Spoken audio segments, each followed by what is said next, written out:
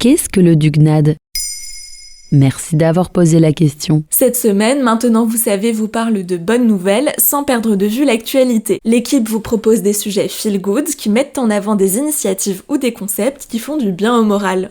En 2022, la Norvège est 8e du classement des pays les plus heureux du monde. Elle était 3e en 2019 et 5e en 2020. Aux côtés de la Finlande, du Danemark, de l'Islande, de la Suisse ou encore des Pays-Bas, ce pays de 5 millions d'habitants est connu pour sa qualité de vie. En revanche, la Norvège arrive bien en première place mondiale du classement par indice de démocratie et par indice de développement humain.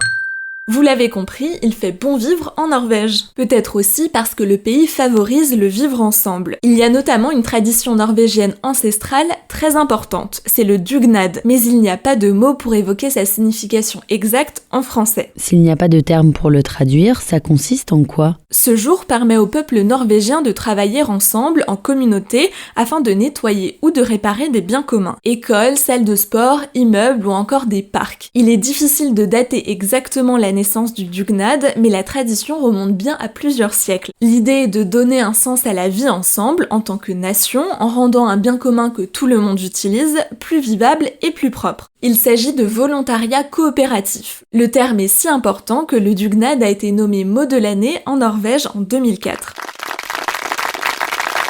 L'origine du terme en norvégien signifie aide ou bonne action. Et cette journée n'est pas prise à la légère puisqu'en amont du jour J, une liste d'actions à mener en quelques heures est déjà mise en place par les organisateurs. Quand a lieu cette journée ? Il n'y a pas de jour fixe, cela dépend des voisinages et des différentes communautés. Il est donc possible de participer à plusieurs dugnads. Cet événement a généralement lieu 2 ou 3 fois par an, au changement de saison. La première fois au printemps, pour préparer l'été, souvent quelques jours avant la fête nationale norvégienne du 17 mai, puis une deuxième fois à l'automne avant l'arrivée du grand froid.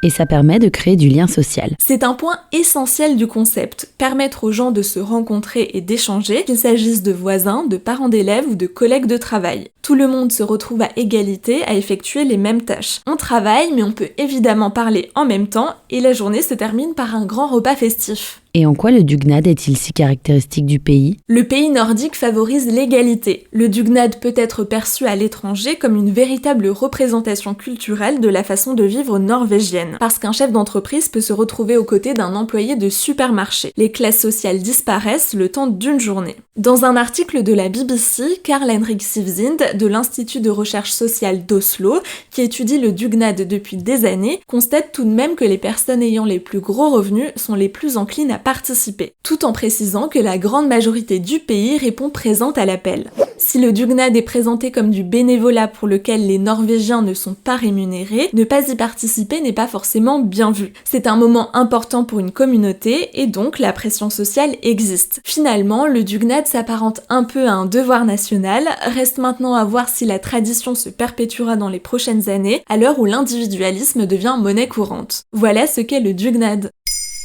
Maintenant, vous savez, un épisode écrit et réalisé par Pauline Weiss. Ce podcast est disponible sur toutes les plateformes audio et pour l'écouter sans publicité, rendez-vous sur la chaîne Bababam Plus d'Apple Podcast.